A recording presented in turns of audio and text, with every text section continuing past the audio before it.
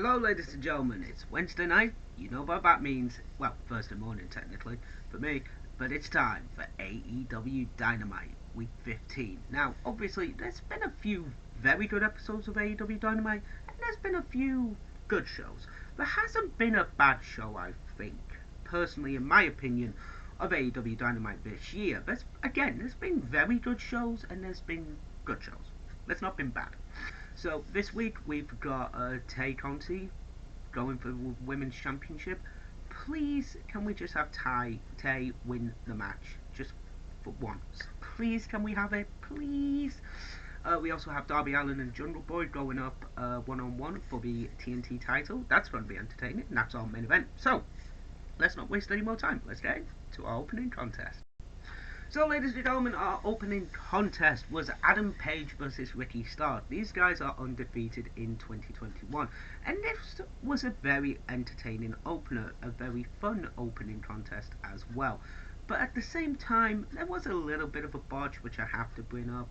At the beginning of the match, Mr. Starks didn't get his leg over Page. I know it's a bit of a nitpicky bit, but I'm going to have to point it out because, to be honest, the rest of the match was very good. There wasn't really that many slip-ups. Ricky sold the ankle a lot, which I believe he hasn't injured. I hope he hasn't injured. But that was a very good way to open up the show. Page has always been impressive for AEW Dynamite. He's now 12-0. I feel like they are building him up for maybe a world title match with with Omega, because that is the obvious prediction, because he is the number one he's the number one seed.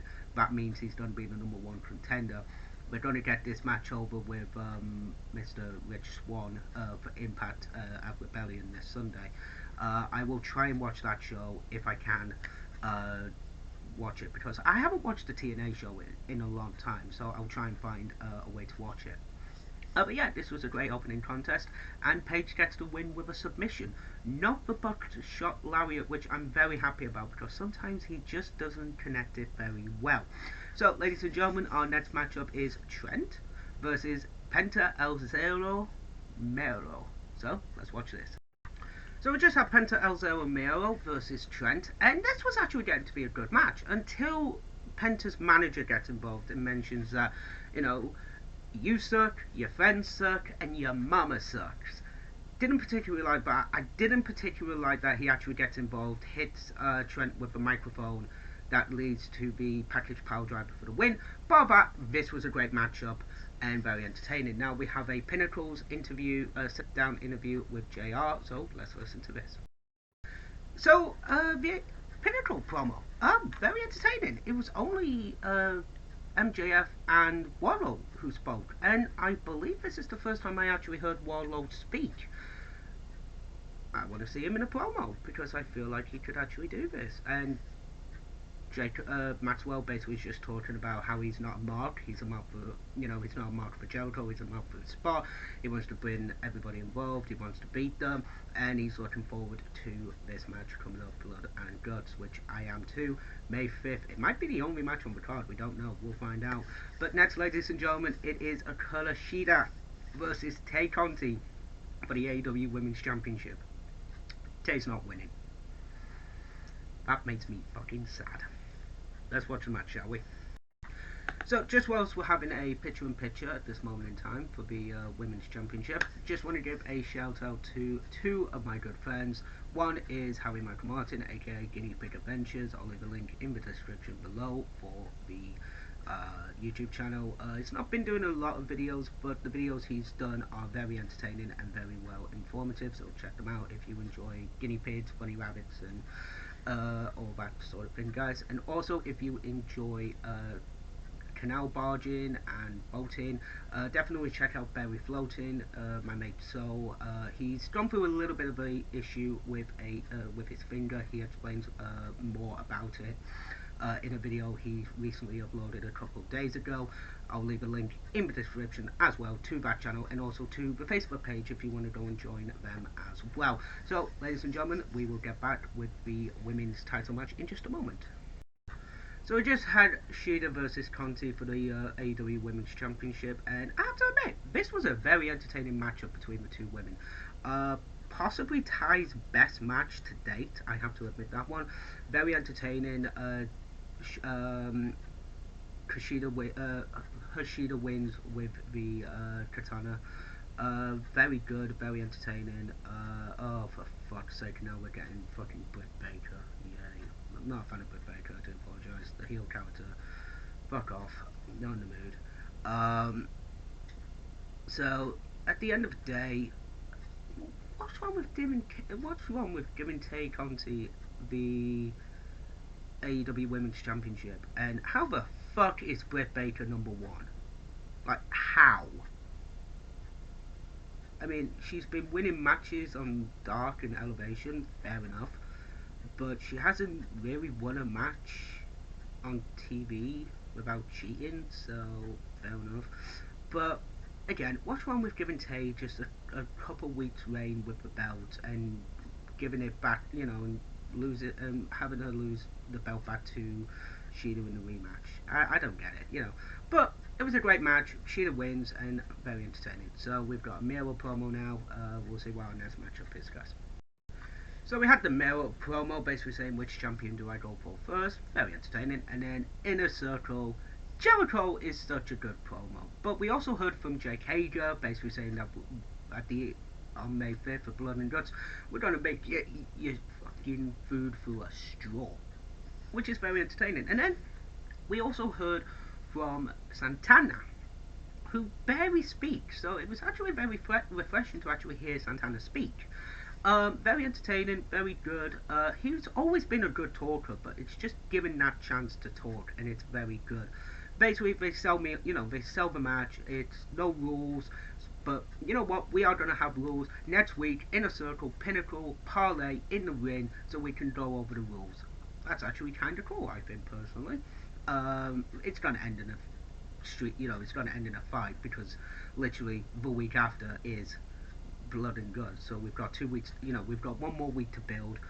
I feel like there are going to be no rules. It is literally going to be, JR said it was submission or give up, which is the traditional rules from a previous match called War Games, which NXT do, and it was also in WCW back in the day. I could go into the rules about War Games, which I'll do very quickly on May 5th. I won't do it now, guys. But yeah, I am actually looking forward to this match. This match could be a very entertaining match, and I feel like this will be the main event of the show if it's not the main match of the show. So yeah, we'll see what's next, and yeah, we still got Christian versus Powerhouse Hobbs, so we'll see how that goes. And we also have Jungle Boy versus Darby Allin, so we'll find out what's next. So, we just had Billy Gunn versus QT Marshall. The other members of the Nightmare Family, bar Anthony Ogogo, came out with him, and Billy Gunn basically just started beating them down. Match was entertaining. Billy Gunn is still impressive at his age. Holy shit, he's impressive. Then the Gun Club get involved, fight the other two guys off, and then Anthony Ogogo punches Billy Gunn in the kidneys. I believe it was either the kidneys. I couldn't see what it was. And then the Diamond Cutter for the 1-2-3 gets the win for QT Marshall. Dustin comes out to basically beat him down before QT hits Billy Gunn with a wooden chair. So we're going to have a bull rope match coming up soon, I believe. And at the end of it, Nick, I can't think of it's Nick somebody, I can't think of the name of this, takes the wooden chair to the head, no sells it, so we're going to get a match with those two coming up next week, maybe, or the week after, we'll see about that. But that's actually looking a bit impressive. Like, both of those guys are pretty good, and the match with QT and Billy was entertaining. So we'll have Christian versus Powerhouse Hobbs coming up next, and then we'll have our main event. So let's do this. So we have a promo from the Elite, basically talking about how they are the elite of New Japan, how they were the mainstays because of the Bullet Club t-shirt getting into Hot Topic, how they are all elite in all elite wrestling. And then horn goes off multiple times, and Kenny Omega's just like, what the fuck is that? It's pissing me off. And it's basically just John Moxley and Eddie Kingston in a truck, and they just ram the trailer that the elite are supposed to be in. They go in and they're basically just like, yeah, bitches are not here. Fuck them. We're done. Bye. And just wander off. It's brilliant. I love it. So Kingston's healed from the injury. Thank God. We're going to see a match. Hopefully we'll see a match between them and the Good Brothers, and them and the Young Bucks for the tag team titles. Please do. And now we have Christian Cage versus Hobbs. Let's watch this. So we just had Powerhouse Hobbs versus Christian Cage. This was a great showcase match for Powerhouse Hobbs. Very impressive with his speed and his power. It was very entertaining. He basically got the majority of the offense in until Christian hits the kill switch for the 1-2-3. Again, this was just a showcase match for the Hobbs to show just how well he can do against Christian Cage. And to be honest, you can't really go wrong. It was bloody impressive what he did, and he's really, really good at what he does as well. And Cage, he sold very well. I want to see him with a young up and comer, kind of like Jungle Boy or a Darby Allin or somebody like that, just to see if he could really still go. Because he's had 2 matches so far. One against Frankie Kazarian, who he's known for a long time. One against Powerhouse Hobbs. So let's see if he can go with someone like the Jungle Boy or or even a MJF. To just see if he can still get the moves in. So now we're going to have Jungle Boy versus Darby Allin for the TNT title. It's our main event. So let's watch this. So we had a promo from Jade Cargill basically saying that all the managers in AEW want to manage her, and then we get Matt Hardy saying that he wants to manage her for a small fee. We also get Vicky Guerrero saying that she wants to manage her to lead her to championships and different styles of women. Yeah, okay, is she going to have a manager? I don't think she needs one personally, but if they do want to put a manager with her, maybe for the talking, I would say Vicky. Personally, I wouldn't put her with Matt. Personally, I just don't think that would suit Jade Cargill's character. I would say definitely put her with Vicky if they want to go down the road of giving her a manager. But personally, my opinion, I don't think she needs one. So we have Jungle Boy and Darby Allin for the TNT title. So far, very entertaining, very well paced. Jungle Boy tried to go for the Jungle Snarl, manages to get out of it. Darby grabs the rope. But yeah, this match is so far very, very entertaining. We have TV time remaining, so something may happen. We will see that, and we will carry on with the match. So we just had Darby Allin versus Jungle Boy for the TNT title. This was it's very entertaining. It was a good showing. Really fun, entertaining. I didn't really like the way that Darby Allin would use underhanded tactics to get the win and stuff like that, but it was very entertaining. But yeah, this was a good main event. Scorpio Sky and Ethan Page come out to attack Darby and Jungle Boy. Then Lance Archer comes out to try and choke slam them. They get kicked in the nuts. Then Sting comes out. So we're probably gonna get a match with with a combination of these 5 guys. But yeah, great main event. Show was very entertaining, and it was a very good show.